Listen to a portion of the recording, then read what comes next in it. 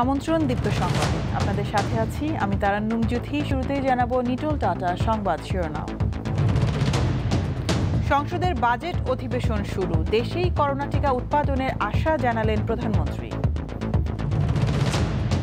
করোনায় মারা গেছে 34 জন, শনাক্ত 2000, সংক্রমণ বাড়ায়, বিভিন্ন স্থানে বিধিনিষেধ জারি। গৃহবধূ গণধর্ষণের ঘটনায় এমসি কলেজের অধ্যক্ষ ও হল সুপারকে বরখাস্তের নির্দেশ হাইকোর্টের। টিকটক বাবুর আরও 3 সহযোগী গ্রেপ্তার, ভারতে 1000-এর বেশি নারী পাচারের অভিযোগ।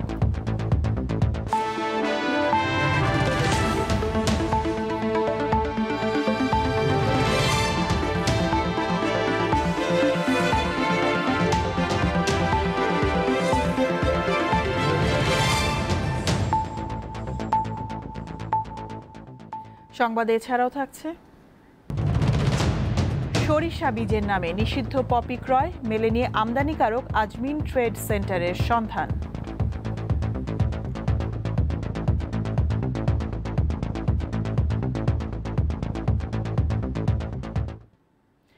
করোনা থেকে জনগণকে বাঁচাতে আমদানির পাশাপাশি দেশেই টিকা উৎপাদনের উদ্যোগ নেওয়া হয়েছে বলে জানিয়েছেন প্রধানমন্ত্রী শেখ হাসিনা।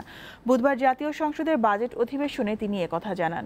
ফিলিস্তিনে নিরীহ মানুষের উপর ইসরায়েলি বর্বরতাকে মানবতা বিরোধী অপরাধ হিসেবে বর্ণনা করে প্রধানমন্ত্রী বলেন, এ বিষয়ে বিশ্ববাসীর চুপ থাকা খুবই দুঃখজনক। আসসালামু আলাইকুম।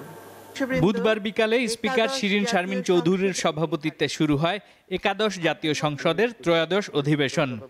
নতুন বছরের বাজেট উপস্থাপন করা হবে বলে এটি বাজেট অধিবেশন হিসেবেও পরিচিত। যারা ছিলেন সবাইকে আমরা অধিবেশনের শুরুতে শোক প্রস্তাব তোলা হয়। এতে বর্তমান সংসদের সদস্য আব্দুল মতিন খসরু ও আসলামুল হক, সাবেক সংসদ সদস্য সারা বেগম কবরী, বাংলা একাডেমির মহাপরিচালক হাবিবুল্লাহ সিরাজি এবং বাংলা একাডেমির সাবেক সভাপতি শামসুজ্জামান খান সহ বরেণ্য ব্যক্তিদের মৃত্যুতে শোক প্রকাশ করা হয়। আমি সত্যিকার অর্থেই ওনার সঙ্গে শোক প্রস্তাবের আলোচনায় অংশ নেন সরকারি ও বিরোধী দলের সদস্যরা। এ সময় আবেগপ্রবণ হয়ে প্রধানমন্ত্রী বলেন, করোনা অনেক সহকর্মী ও প্রিয় মানুষকে কেড়ে নিচ্ছে। আমাদের এবারে করোনা ভাইরাস আক্রান্ত হওয়ার পর থেকে আমরা অনেক সাথীকে হারিয়েছি। প্রধানমন্ত্রী বলেন, করোনা মোকাবিলায় সরকার সর্বাত্মক চেষ্টা করছে। করোনা যুদ্ধে সফল হতে সবার সহযোগিতা চান তিনি। কিন্তু আমি সবাইকে বলবো যে আমাদের স্বাস্থ্যবিধিটা যেন সকলে মেনে চলেন।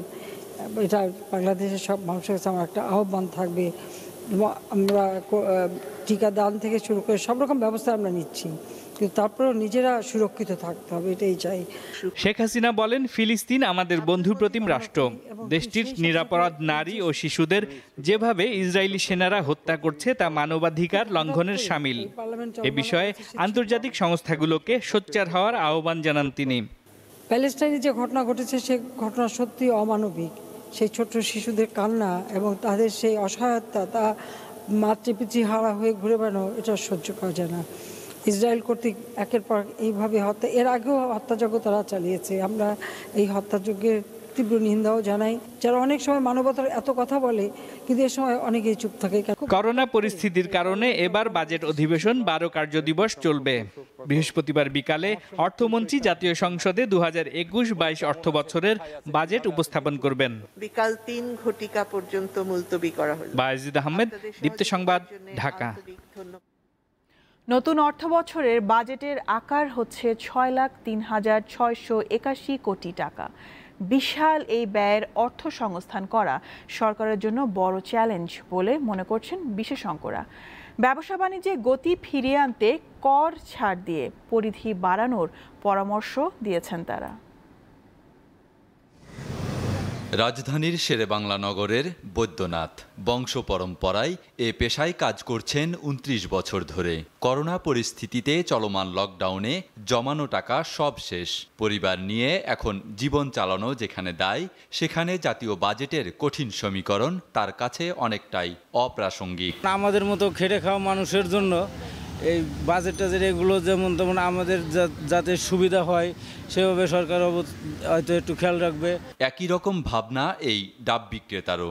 বাজেটের অঙ্ক না কষে জীবনের অঙ্ক মেলাতে ব্যস্ত তিনি। বাজেট কি জিনিস সেটা আমার অভিজ্ঞতায় মাথায় খেলায় না। আমি সামান্য ডাব বিক্রি করি, আগে করোনা ছিল না, ভালো রকম বিক্রি করতে পারছি। এখন করোনা, এখন মানুষের পকেটে টাকা নাই, আমার ইনকাম নাই, ব্যবসা নাই, বাণিজ্য নাই, কীভাবে খাবো?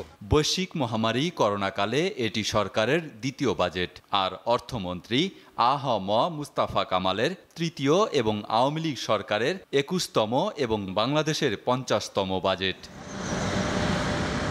গত 5 বছরের বাজেট চিত্রে দেখা যায় 2017-18 অর্থ বছরের জন্য 4,266 কোটি টাকা এবং 2018-19 অর্থ বছরের জন্য 4,64,573 কোটি টাকার বাজেট ঘোষণা করেন তৎকালীন অর্থমন্ত্রী আবুল মাল আব্দুল মুহিত। নতুন সরকার গঠনের পর অর্থমন্ত্রী আ.হ.ম মুস্তাফা কামাল 2019-20 অর্থ বছরের জন্য 5,23,190 কোটি টাকা, 2020-21 অর্থ বছরের জন্য 5,68,000 কোটি টাকা এবং সবশেষ 2021-22 অর্থ বছরের জন্য প্রস্তাবিত বাজেটের আকার 6,03,681 কোটি টাকা নির্ধারণ করে জাতীয় সংসদে উপস্থাপন করতে যাচ্ছেন।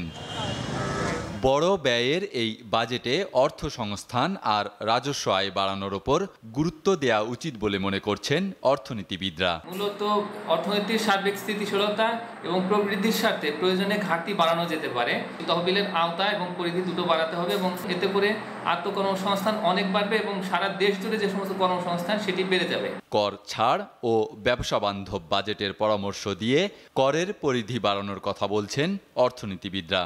দরকার হচ্ছে গতানুগতিকতার বাইরে যে সৃজনশীল নীতি কাঠামোর মাধ্যমে কর্ম ধরে রাখা, কর্মসংস্থান তৈরি করা, এর সাথে সাথে রাজস্ব নীতির সাথেও মুদ্রানীতির একটা বড় রকমের সমন্বয় করতে হবে। বাজেট বাস্তবায়নে এবার প্রায় 90,000 কোটি টাকা বিদেশি ঋণ নেয়ার কথা ভাবছে সরকার।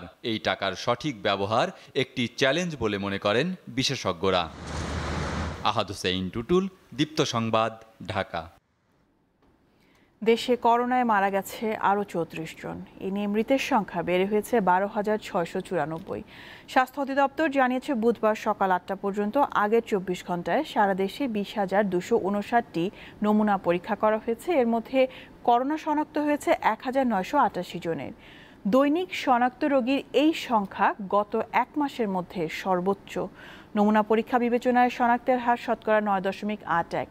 দেশে এ পর্যন্ত করোনা শনাক্ত হয়েছে 8,04,293 জনের।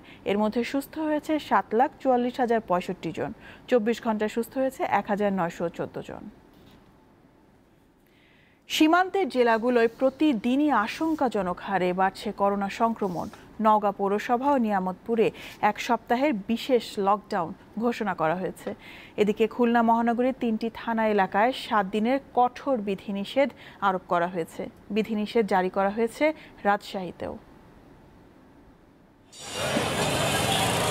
করোনা সংক্রমণ বাড়তে থাকায় নওগাঁ পৌরসভা ও নিয়ামতপুর উপজেলায় বিশেষ লকডাউন ঘোষণা করেছে জেলা প্রশাসন। বুধবার রাত 12টা থেকে 7 দিন এই লকডাউন চলবে। এ সময় বন্ধ থাকবে সব ধরনের গণপরিবহন চলাচল।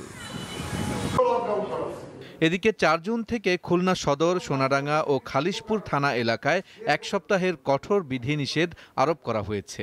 এ সময় দোকানপাট বন্ধ থাকবে। যেহেতু পরিস্থিতি কিছুটা আমাদের নিয়ন্ত্রণের বাইরে, সেই কারণেই আমার মনে হয় যে আমরা এক সপ্তাহ, অর্থাৎ কালকে আমাদের প্রচার থাকবে, এরপরে এক সপ্তাহ আমরা দোকানপাট আমাদের বন্ধ রাখতে হবে। এক সপ্তাহের ব্যবধানে চুয়াডাঙ্গার দামুড়হুদা উপজেলায় সীমান্তবর্তী গ্রামগুলোতে 51 জন করোনায় আক্রান্ত হয়েছে।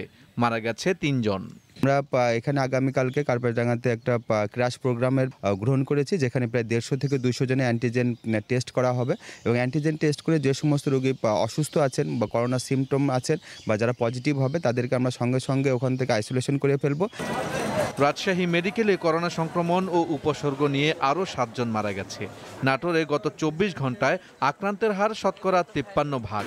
এদিকে করোনা ভাইরাসের ভারতীয় ধরন ঠেকাতে সীমান্তে অবৈধ পারাপার বন্ধে সাতক্ষীরায় নজরদারি বাড়িয়েছে বিজিবি। আফসার উদ্দিন, দীপ্ত বার্তা কক্ষ। আগামী 7 থেকে 10 দিনের মধ্যে দেশে ফাইজারের টিকার প্রয়োগ শুরু হবে বলে জানিয়েছে স্বাস্থ্য অধিদপ্তর। সংস্থাটির মুখপাত্র অধ্যাপক ডক্টর নাজমুল ইসলাম বুধবার ব্রিফিংয়ে জানান, -90 ডিগ্রি সেলসিয়াস তাপমাত্রায় থাকা ফাইজারের টিকাকে ব্যবহার উপযোগী করতে এর সাথে ডাইলুট মিশিয়ে পাতলা করা হয়। এরপর তা মানুষের শরীরে প্রয়োগ করা হয়। 7 জুন এই ডাইলুট দেশে আসার কথা। ফাইজারের টিকা প্রয়োগে স্বাস্থ্যকর্মীদের প্রশিক্ষণ চলছে। দরিদ্র ও মধ্যম আয়ের দেশে বিনামূল্যে টিকা বিতরণের বৈশ্বিক উদ্যোগ কোভ্যাক্সের মাধ্যমে 1,620 ডোজ টিকা পেয়েছে বাংলাদেশ।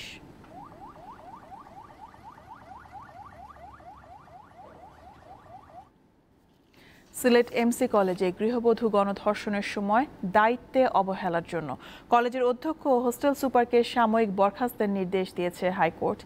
একই সঙ্গে আদালত তাদের বিরুদ্ধে বিভাগীয় ব্যবস্থা নেওয়ারও নির্দেশ দিয়েছে। এ বিষয়ে জারি করা রুলের একাংশ নিষ্পত্তি করে এই আদেশ দেয় আদালত। সিলেট এমসি কলেজে গৃহবধূ ধর্ষণের ঘটনায় কলেজ কর্তৃপক্ষের উদাসীনতার কারণ অনুসন্ধান চেয়ে একটি রিট দায়ের করা হয়। রিটের প্রাথমিক শুনানি শেষে আদালত রুল জারি করে। রুলে জানতে চাওয়া হয়, এমসি কলেজে গৃহবধূ ধর্ষণের ঘটনায় কলেজ কর্তৃপক্ষের উদাসীনতার কারণে তাদের বিরুদ্ধে কেন শাস্তিমূলক ব্যবস্থা নেওয়া হবে না। একই সঙ্গে গণধর্ষণের ঘটনা অনুসন্ধানে যৌথ কমিটি গঠন করে হাইকোর্ট। বুধবার বিচারপতি মোহাম্মদ মুজিবুর রহমান মিয়া ও বিচারপতি মোহাম্মদ কামরুল হোসেন মোল্লার বেঞ্চ আংশিক রুল নিষ্পত্তি করে রায় দেয়। গৃহবধূ গণধর্ষণের ঘটনায় হোস্টেল সুপার ও প্রহরীদের দায়িত্বে অবহেলা ছিল এবং প্রতিষ্ঠানের প্রধান হিসেবে অধ্যক্ষ দায় এড়াতে পারেন না বলে রায়ে উল্লেখ করেছে আদালত। তাদেরকে সাময়িকভাবে বরখাস্ত করে এবং করার জন্য এবং তাদের বিভাগীয় অ্যাকশন নেওয়া হবে না এবং আইনত অন্যান্য কেন কার্যক্রম গ্রহণ করার জন্য নির্দেশ দেওয়া হয়। তদন্ত প্রতিবেদনে এ ধরনের ঘটনা পুনরাবৃত্তি রোধে 15 দফা সুপারিশে বলা হয়েছে, কলেজের নিয়মিত শিক্ষার্থীদের চাহিদার ভিত্তিতে হোস্টেলে আসন নিশ্চিত করতে হবে এবং অছাত্র বা প্রাক্তন ছাত্রদের হোস্টেলে বসবাস কঠোরভাবে নিষিদ্ধ করতে হবে। স্বাভাবিকভাবে যখন কলেজ ক্যাম্পাসে এই ধরনের কোনো ঘটনা ঘটে, যারা যেই দায়িত্ব পালনের জন্য যাদেরকে এখানে বসানো হয়েছিল তারা যদি সেই সমস্ত দায়িত্ব পালন করতে ব্যর্থ হন, স্বাভাবিকভাবে সেই পুরা এমসি কলেজের প্রধান হিসেবে অধ্যক্ষের কাছে সেই দায়িত্বটা পড়ে এবং এই ব্যর্থতা অধ্যক্ষ কোনোভাবেই এড়িয়ে যেতে পারেন না। গত বছরের 25 সেপ্টেম্বর সন্ধ্যায় স্বামীর সঙ্গে এমসি কলেজে বেড়াতে গিয়ে গণধর্ষণের শিকার হন এক গৃহবধূ। এ ঘটনায় ওই দিন রাতেই শাহপরান থানায় মামলা করা হয়। আজিজুল ইসলাম, দীপ্ত সংবাদ, ঢাকা। টিকটক হৃদয় বাবু ও তার সহযোগীদের মাধ্যমে সহস্রাধিক নারী পাচার হয়েছে। গ্রেপ্তারের পর এই তথ্য দিয়েছে হৃদয়ের 3 সহযোগী। ভারতে পাচার হওয়ার 2.5 মাস পর ফিরে আসা এক কিশোরী পুলিশের কাছে গণধর্ষণের আরও ভয়ঙ্কর তথ্য দিয়েছে। এদিকে প্রতারণার মাধ্যমে 50 কোটি টাকা হাতিয়ে নেওয়ার অভিযোগে মশিউর নামে একজনকে আটক করেছে সিআইডি। সম্প্রতি বাংলাদেশি এক তরুণীকে যৌন নির্যাতন করার ভিডিও সামাজিক যোগাযোগ মাধ্যমে ছড়িয়ে পড়ে। ভারতে সংগঠিত এই ঘটনার দলনেতা রিফাতুল ইসলাম হৃদয় ওরফে টিকটক হৃদয়। তদন্তে নেমে পুলিশ আরও অনেকের সংশ্লিষ্টতার তথ্য পেয়েছে। এরা সবাই একটি আন্তর্জাতিক নারী পাচারকারী চক্রের সদস্য। টিকটক হৃদয়ের পাতা ফাঁদে পা দিয়ে যৌন নির্যাতনের শিকার হওয়া আরও এক কিশোরীর সন্ধান মিলেছে। ভারতে পাচার হওয়ার 77 দিন পর কৌশলে দেশে ফিরে ওই কিশোরী ঢাকার হাতিরঝিল থানায় মামলা করেন। এরপর সাতক্ষীরা সীমান্ত থেকে 3 জনকে গ্রেফতার করে পুলিশ। চক্রটি প্রায় 1,500 নারী পাচার করেছে বলে ধারণা করছে পুলিশ। টিকটক হ্যাংআউট এ নিয়ে যাওয়ার কথা বলে কৌশলে তাকে ইন্ডিয়ায় পাচার করা হয়। এই 10 দিন তার উপর শারীরিক এবং মানসিক অমানসিক বিকৃত নির্যাতন চলে উল্লেখযোগ্য সংখ্যক মহিলাকে মেয়েকে ভারতে পাচার করেছে টিকটক হৃদয়। আর এই চক্রের যারা সদস্য তারা একই চক্র। এদিকে প্রতারণা করে 50 কোটি টাকা হাতিয়ে নেওয়ার অভিযোগে মশিউর রহমান নামের একজনকে আটক করেছে পুলিশের অপরাধ তদন্ত বিভাগ সিআইডি। তার বিরুদ্ধে ভুক্তভোগীদের দায়ের করা 92টি মামলা রয়েছে। অর্ডিনার্সে পিও দিয়ে আমাকে দুইটা চেক দিচ্ছে, একটা চেকও পাস হয় নাই। 71 লাখ টাকা তোর পেমেন্ট আটকে যায়, তখন সে প্রোডাক্ট নিয়ে সে অন্যকে বিক্রি করে দেয়। বিভিন্ন জনের মাধ্যমে সে 17 কোটি টাকা ওখান থেকে প্রতারণা করে নিয়ে আসে 1.5 মাসের মাথায়। ঠেক দেয় যে দিব না, কিভাবে কি নিবেন, আদায় করেন, নেন পারলে আদায় করেন, মামলা করেন, এইগুলা বলে। চাল, ডাল, তেল, নিত্য প্রয়োজনীয় যত জিনিস আছে সেগুলোর সে ক্রেতা এবং তার কোম্পানির নাম হলো আবদার গ্রুপ। এই যে 30% টাকা সেটিও চেকের মাধ্যমে দেয় এবং পরে 70% টাকার জন্য সে অ্যাডভান্স চেক দেয়, পরবর্তীতে সেই চেকগুলো ডিজাইনার হয়। এদিকে চাকরি ও ব্যবসার প্রলোভন দেখিয়ে অর্থ আত্মসাতের অভিযোগের 2টি ঘটনায় 6 জনকে গ্রেপ্তার করেছে সিআইডি। তানভীর খন্দকার, দীপ্ত সংবাদ, ঢাকা।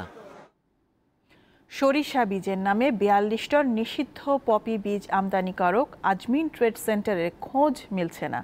ঠিকানা পুরান ঢাকার দেয়া হলো, সেখানে এ নামের কোনো প্রতিষ্ঠান পাওয়া যায়নি। পপি বীজ আমদানির সাথে জড়িতদের সন্ধানে নেমেছে কাস্টমস কর্তৃপক্ষ। সরিষা বীজ ঘোষণায় মালয়েশিয়া থেকে 2 কন্টেইনার পণ্য আমদানি করে পুরান ঢাকার আমদানিকারক আজমিন ট্রেড সেন্টার নামে একটি প্রতিষ্ঠান। গত 18 April CNF agent hotline cargo international পণ্যের চালানটি খালাস করতে গেলে কাস্টমস হাউস তা আটকে দেয়।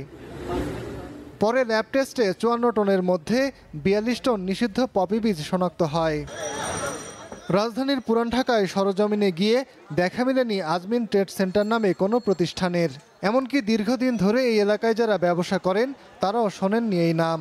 কাস্টমস জানায়, ইসলামী ব্যাংক মোগলটুলি শাখা থেকে এলসি খোলা হয়, তবে এ বিষয়ে মামলা হয় তারা কোনো তথ্য দিতে রাজি হয়নি। জানা মতে তো এখানে পড়ে নাই আজমিন ট্রেড সেন্টার, না জানি না। আমি তো আজ অনেকদিন ধরে এখানে আছি, যে আজমিন ট্রেড সেন্টার দেখতে পাচ্ছি না। নিষিদ্ধ পপি বীজ আমদানির সাথে জড়িতদের ধরতে তদন্ত শুরু করেছে কাস্টমস কর্তৃপক্ষ। আমরা ইতিমধ্যেই আমদানিকারকের বিরুদ্ধে কাস্টমস আইনে মামলা করেছি। যে নামে ইম্পোর্ট হয়েছে সে মালিকের নাম এবং ঠিকানা ব্যাংকের মাধ্যমে সংগ্রহ করেছি। এই চালানের সাথে সংশ্লিষ্ট সিএনএফ এজেন্টের লাইসেন্স ইতিমধ্যেই সাময়িক স্থগিত বাতিল করা হয়েছে। যে এক ধরনের আমদানিকারক আছে যারা নাম পাল্টে এগুলি করেই যাচ্ছে দিনের পর দিন। পিবিআই বা র্যাব এরকম সংস্থা দিয়ে এই বিষয়গুলি যদি উদ্ঘাটনের চেষ্টা করা হয়। আন্তর্জাতিক বাজার দর অনুযায়ী 42 টন পপি বীজের বিক্রয় মূল্য প্রায় 15 কোটি টাকা। সরিষা বীজের মূল্য বাবদ এলসির মাধ্যমে 22 লাখ টাকা পরিশোধ করেছে আমদানিকারক প্রতিষ্ঠানটি। পণ্যের বাকি মূল্য বিদেশে পাচার করা হয়েছে বলে ধারণা করছে কাস্টমস কর্তৃপক্ষ। মাহমুদুল আরিফিন, দীপ্ত সংবাদ, ঢাকা।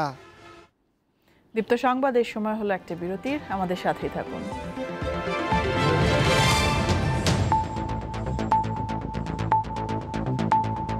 স্বার্থ অগ্রাধিকারের বিষয়টি যুক্তরাজ্যের পক্ষ থেকে আন্তর্জাতিক ফোরামে গুরুত্বের সঙ্গে তুলে ধরা হবে বলে আশা করেছেন প্রধানমন্ত্রী শেখ হাসিনা। জাতিসংঘের জলবায়ু শীর্ষ সম্মেলন COP26 এর সভাপতি অলোক শর্মা বুধবার প্রধানমন্ত্রীর সঙ্গে সৌজন্য সাক্ষাৎ করতে গণভবনে গেলে এই আশাবাদ ব্যক্ত করেন তিনি। প্রধানমন্ত্রীর প্রেস সচিব ইহসানুল করিম জানান, নভেম্বরে যুক্তরাজ্যে হতে যাওয়া COP26 সম্মেলনে যোগ দিতে প্রধানমন্ত্রীকে আমন্ত্রণ জানিয়েছেন অলোক শর্মা। 1 থেকে 12 নভেম্বর স্কটল্যান্ডের গ্লাসগোতে অনুষ্ঠিত হবে জাতিসংঘ আয়োজিত বিশ্ব জলবায়ু সম্মেলন COP26।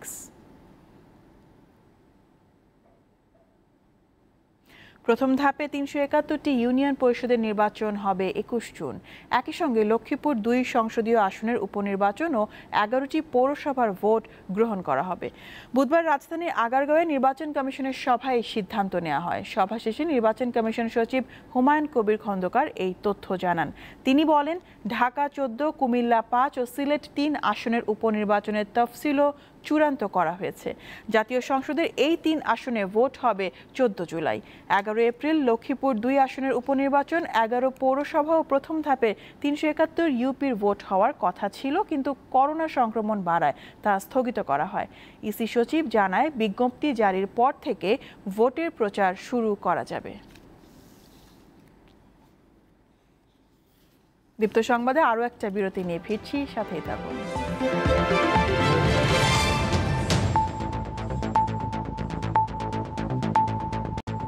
আমন্ত্রণ আরও একবার, দেখছেন দীপ্ত সংবাদ।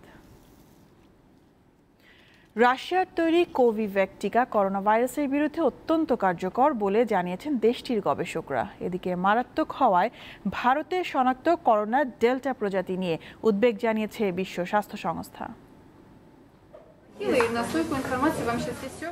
রাশিয়ার তৈরি করোনার তৃতীয় টিকা কোভিভ্যাক ভাইরাসটির বিরুদ্ধে শতকরা ৮০% বেশি কার্যকর বলে দাবি করেছেন গবেষকরা। প্রাথমিক পরীক্ষার পর তারা এ দাবি করেন। এদিকে ফাইজার বায়োএনটেকের করোনা টিকার দ্বিতীয় ডোজ নেয়ার পর ১৬ থেকে ৩০ বছর বয়সীদের একাংশের শরীরে হৃদযন্ত্রের প্রদাহ দেখা দিয়েছে বলে জানিয়েছে ইসরায়েল।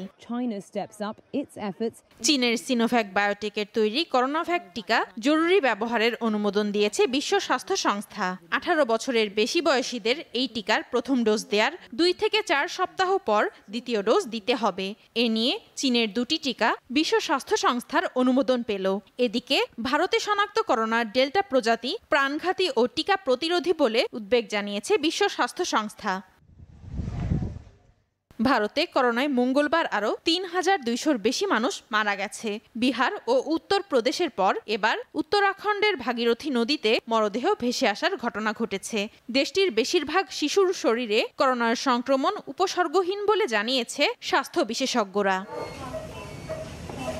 করোনার বিস্তার নিয়ন্ত্রণে অস্ট্রেলিয়ার ভিক্টোরিয়া রাজ্যে লকডাউনের মেয়াদ ১০ জুন পর্যন্ত বাড়িয়েছে কর্তৃপক্ষ।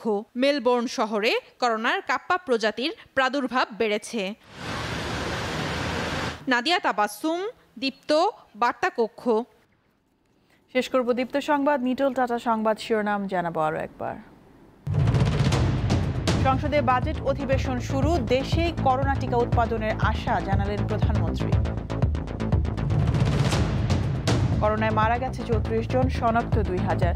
সংক্রমণ বাড়ায়, বিভিন্ন স্থানে বিধিনিষেধ জারি। গৃহবধূ গণধর্ষণের ঘটনায় এমসি কলেজের অধ্যক্ষ হল সুপারকে বরখাস্তের নির্দেশ হাইকোর্টের।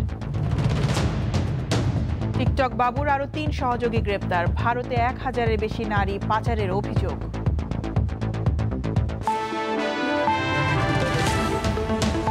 এ ছিল এখনকার মতন। আমি তারান্নুম জুথি বিদায় নিচ্ছি। আমাদের সাথে অনলাইনে যুক্ত থাকতে হলে লগ ইন করুন facebook.com/diptanews।